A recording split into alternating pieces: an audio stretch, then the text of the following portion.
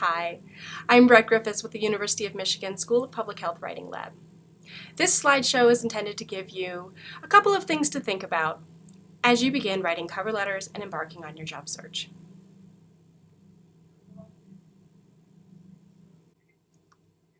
Let me start with a quick overview of what this slideshow will talk about.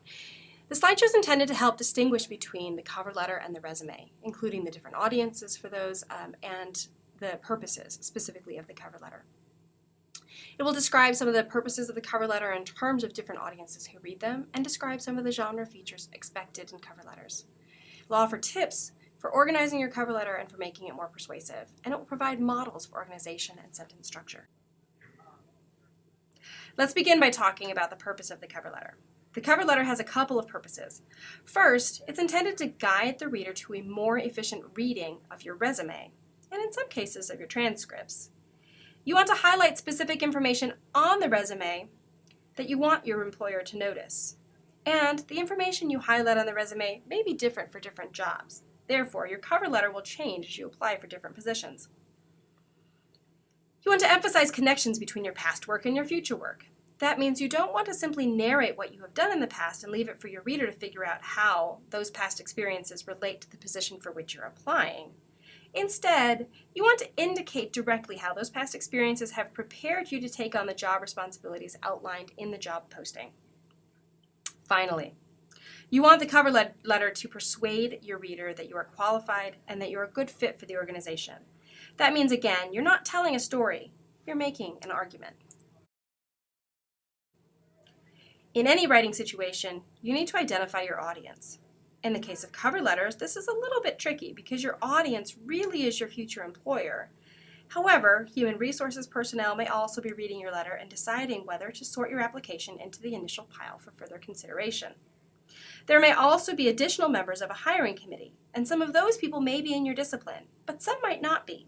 So you want to make sure that you keep the language in your cover letter as accessible as you can for those who work near to your field and colleagues that work outside of your field. At the same time, you need to demonstrate mastery of your subject area that will speak to the members that are directly in your area of specialization. When writing for such a layered audience, you need to use language that speaks to the different members of the audience and contextualize that language so that it makes sense for all those different members. For the future employers, you want to argue that you are qualified and capable of doing a good job. For this, you may have to draw on some disciplinary terms or concepts. You may have to describe specific kinds of software that you have used for analysis or specific methods that you've applied, for example. For the human resources personnel, however, you may have to contextualize those terms associated with the software and the methods in terms of how they apply to the responsibilities listed in the job posting. For example, if the kind of software you have used is not listed in the job, but your experiences with that software prepare you to bring novel approaches or contributions to the position related to those responsibilities outlined in the job posting, then you want to make that clear in such a way that someone outside your discipline understands the connection. Finally, you want to highlight ways that you fit with the organization's values and interests. You also want to find a way to describe what you are doing in terms of how it contributes to a team environment and the kinds of collaboration it allows you to do. When approaching a new writing task, it's often helpful to think of that task in terms of genre. Genre really just refers to kinds of families of texts that you have written in the past and that you recognize as sharing certain features. The genre of the cover letter shares features of the genre of the business letter and the genre of the short argument. Because the genre of the cover letter is an argument, you want to begin by expressing a clear point and then supporting that point with evidence. That differs, for example, from a narrative or a personal letter in which you can get to your point eventually. You can provide copious details, and you typically give information chronologically. A cover letter doesn't need to go chronologically. Instead, you want to provide the best evidence to make the best case, and that may mean drawing on a single skill or ability from several jobs over time to support a single point. One of the features that distinguishes this particular genre of the cover letter from other genres is that it has a very concise and specific introduction. Like other short arguments, you want to place your thesis pretty early in the cover letter. Given that most cover letters have between 3 and 4 paragraphs, you probably want to state your main thesis, your overall qualification for the job, in the first paragraph. The structure often follows a kind of formula. That formula typically identifies 2 or more categories of experiences, abilities, or coursework, and indicates how those experiences, abilities, or coursework, taken together, ideally prepare you to take on the responsibilities described in the job posting. Each following paragraph, then, gives examples to support how specific examples from your employment, taken from your resume, and your academic experiences provide evidence to support your main argument. This is a very general model for how you might think about outlining the writing for your cover letter. Of course, you can tweak this to any letter you want to write. You may have 3 paragraphs, you may have 5 paragraphs, but this is just a basic model for how you might think about approaching that organization. The introduction in the cover letter might be the most important element. Perhaps ironically, the paragraph also tends to be very direct and formulaic. Begin by introducing who you are. In your case, that means identifying your institution and your enrollment or graduation status. So you want to explain that you are a second-year master's degree student or a doctoral candidate and indicate your expected date of graduation. Next, state your purpose. You don't need to beat around the bush or demonstrate a lot of lyrical creativity here. You can simply say, I'm writing to apply, or I'm writing to express interest. And then you want to state your argument. You want to state what experiences, skills, or abilities uniquely qualify you for this position. My clinical research in this area combined with my theoretical grounding in this subject ideally prepare me for this job. In the next couple of paragraphs, you want to take up some of the abilities or experiences you identified in your thesis statement. So if you stated a specific skill, like clinical research skills, you want to take a paragraph to describe your clinical research experiences. What methods did you apply? How did you contribute to a project? How can you use those experiences in the future? How did your work collaborate with others?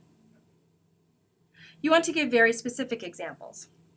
If your participation helped to increase the reach of a project, or if you developed a method that improved the analysis on the project, you want to describe those contributions in detail by stating, for example, that your innovation expanded the sample size by 17%. You do not want to exaggerate or overstate your impact, but if there is a demonstrable effect your participation had on the project, state it here if it applies to the job position for which you're applying. Functionally, paragraph 3 will be very similar to paragraph 2. You will have a topic sentence that picks up the argument from the first paragraph and identifies a category of skills, abilities, or experiences that you've gained through your work in education. And you'll explain why the category prepares you to take on the responsibilities associated with the job position for which you are applying. If, in the previous paragraph, you highlighted your clinical research skills, here, you might highlight your theoretical knowledge, your leadership abilities, or your experiences with project management, depending on the position for which you're applying.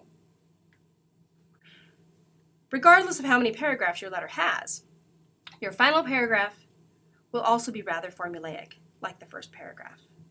You want to identify any materials you've included in hard copy or attached to an email.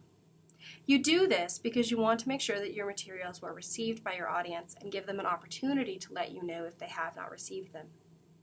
You'll also thank your audience for reviewing your materials. You can do all of this in one sentence. I also suggest people include something I call a fit sentence, meaning you want to identify what you bring in terms of the missions or values the organization has highlighted as core to their purpose or mission. You want to make a rhetorical move here to suggest that you look forward to being part of a team that has already been established. The nature of cover letters is that they are I documents.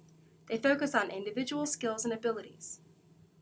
But you also want to recognize that your own skills and abilities are improved or magnified when working with other capable researchers and public health workers.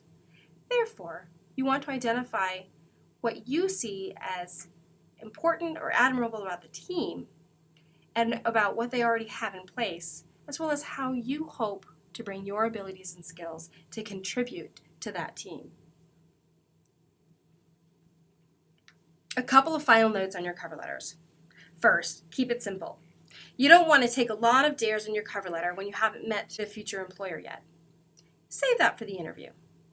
Second, you want to think of your cover letter as a trailer, an advertisement for your resume. You want to pump up the most relevant information on the resume and help readers identify and connect the work experiences summarized there to the job in question. Be direct and confident. While it's important that you are excited or enthusiastic about the work, the first hurdle you need to clear is to demonstrate competence. Don't oversell your enthusiasm at the risk of underselling your competence. Finally, and I know I'm repeating myself, but make sure you explicitly connect how past experiences prepare you for the job for which you are applying. This isn't a narrative of your previous work. It's a description of how your past employment and academic experiences prepare you for future employment. Thank you for taking the time to take a peek at this slideshow. If you have any other questions about writing your cover letter as you begin to seek out your dream job, please don't hesitate to contact me or Kirsten Harold at the School of Public Health Writing Lab. You can find us in 3838 School of Public Health 1. That's on the 3rd floor. Turn right at the elevators. We'll be waiting to talk to you. Bye-bye.